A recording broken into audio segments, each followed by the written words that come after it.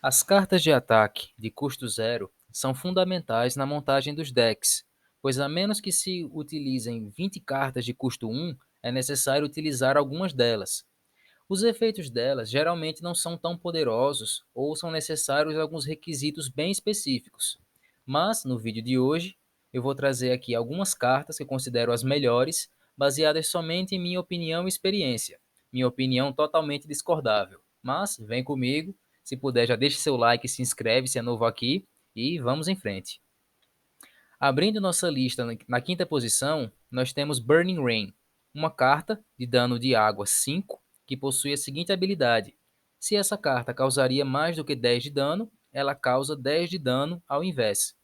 Essa carta é realmente boa, primeiro porque o tipo elementar água é muito comum. Decks de Overworld, de Dainian, de Marillion, decks mistos e às vezes até decks de Mypedium utilizam elemento água, porque é com certeza o melhor tipo elementar do jogo, devido aos seus suportes, suas boas cartas de ataque e até mesmo interações com os Fluid Morphs.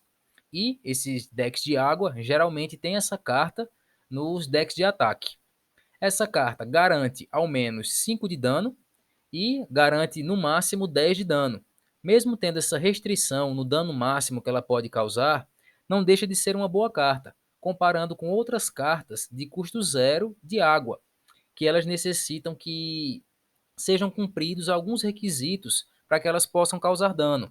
Por exemplo, Slit Slide, ela requer que a criatura do oponente não possua água, para que ela possa causar dano. E como mencionado, o tipo elementar de água é muito comum. Já a Tidal Surge, ela exige que a criatura do oponente não tenha nenhum contador de Mildic. Se ela tiver, ela não causa dano.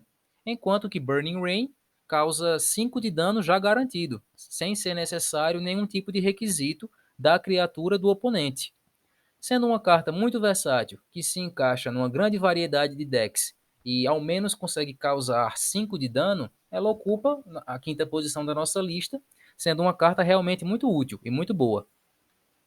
Na quarta posição, nós temos Mild's Edge. Essa é uma carta de dano não elementar e não disciplina, que possui os dois seguintes efeitos. Primeiro, a sua criatura que lançou o ataque ganha 10 em todas as disciplinas: 10 em coragem, poder, sabedoria e velocidade. E o segundo efeito diz que se a criatura é do subtipo Mild, esse ataque causa 10 de dano. E o interessante sobre essa carta é que, bom, a melhoria nas disciplinas é bom, razoável. Não é um efeito maravilhoso, mas não deixa de ser um efeito que pode ser útil. Mas o melhor, a principal vantagem dessa carta acaba sendo que o subtipo, como é o caso do subtipo Mild, ele não pode ser perdido. Muitos ataques dependem de elementos que podem ser removidos, dependem de disciplina que pode ser diminuída, dependem de alguns requisitos que podem não ser cumpridos, enquanto que o subtipo é algo fixo da criatura e que não pode ser removido em nenhuma hipótese. Esse ataque é muito utilizado em decks de Ursis, já que ele é um mild que luta na linha de frente, a energia média dele é 80, já que a maioria dos Milds ficam como suporte, o Ursis realmente é um lutador e dos bons. E assim, os decks que usam ele usam e abusam dessa carta, sendo bem interessante. Também vale mencionar que por ser um ataque não elementar e não disciplina, ele ainda é aumentado pelo efeito da Bodal's Dagger, que é um equipamento que também está presente em decks de Ursis e que aumenta em 10 o dano dessa carta. Então, nessas condições, a Mild's Edge causa 20 de dano e ainda aumenta as disciplinas da sua criatura em 10. E aí acaba realmente sendo muito útil e não pode ser um dano garantido, da mesma forma que Burning Rain, já que o subtipo não pode ser removido do jogo. Por conta desses benefícios, ela ocupa a quarta posição em nossa lista.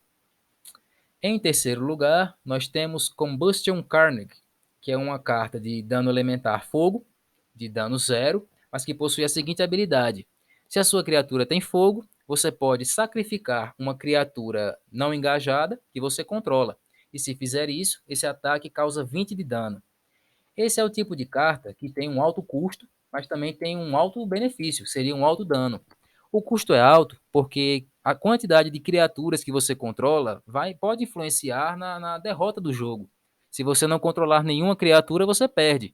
Então, essa é uma carta que tem que se pensar muito bem antes de utilizar, porque oferece um certo risco, apesar de causar um dano considerável.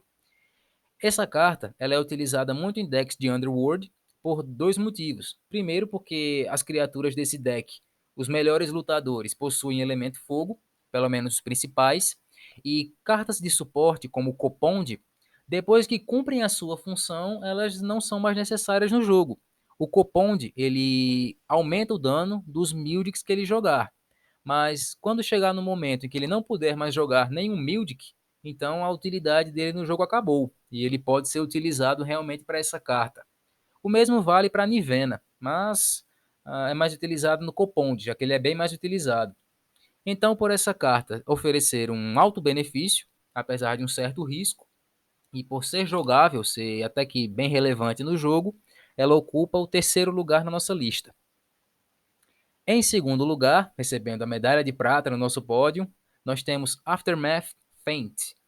Essa é uma carta de dano base zero, não é dano elementar nem dano de disciplina, e na verdade o bom dela não é realmente causar dano. Ela possui o seguinte efeito: se a sua criatura engajada for destruída nesse turno, derrotada, melhor dizendo, você pode comprar duas cartas de ataque e descartar duas cartas de ataque. Bom, em muitos decks pode ser necessário, você pode utilizar criaturas descartáveis. Como por exemplo, em alguns decks de Danian, o Elna é bem descartável. Ele é o primeiro a lutar e o primeiro a morrer para cumprir a função dele na pilha de descarte, ativando o Hive.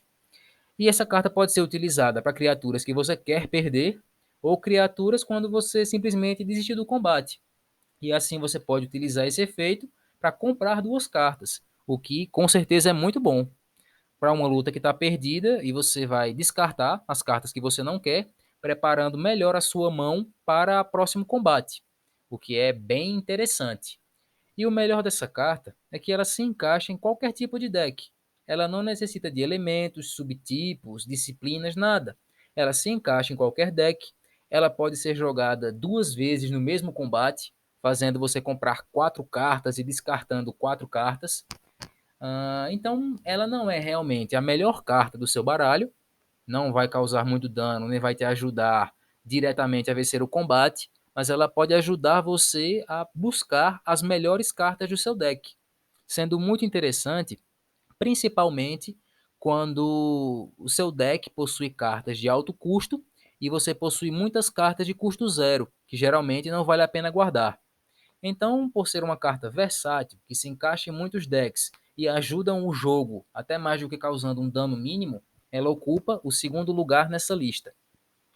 E, em primeiro lugar, acredito que não poderia haver outra senão Inner Flood, que é uma carta de água, que tem um dano base zero e um dano elementar zero, mas que possui a seguinte habilidade.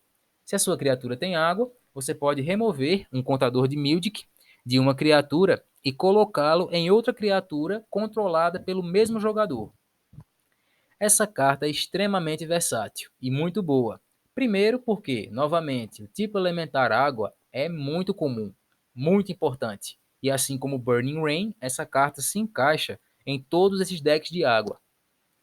Essa carta é vantajosa, muito poderosa, porque ele pode fazer qualquer criatura sua ganhar um contador, e algumas criaturas possuem habilidades ativadas que dependem de contadores. Um bom exemplo disso é o Unquad, uma criatura que, segundo alguns, tem a melhor habilidade ativada do jogo. Ele possui elemento água e pode usar e abusar dessa carta, ganhando mais contadores e podendo utilizar a sua habilidade bem melhor. Outras criaturas, como Herken, também podem utilizar essa carta para suas próprias habilidades. E além disso, além de poder beneficiar as suas próprias criaturas, você pode utilizar para prejudicar uma criatura do oponente. Alguma criatura do oponente que possui Mildic Counter e algumas habilidades, por exemplo, você pode remover dele e colocar em outra criatura do mesmo jogador, o que acaba prejudicando o seu oponente também. Essa carta atualmente está banida do Recode. Recentemente ela foi banida na última banlist. Não sabemos se ela pode voltar. Ela é bem poderosa.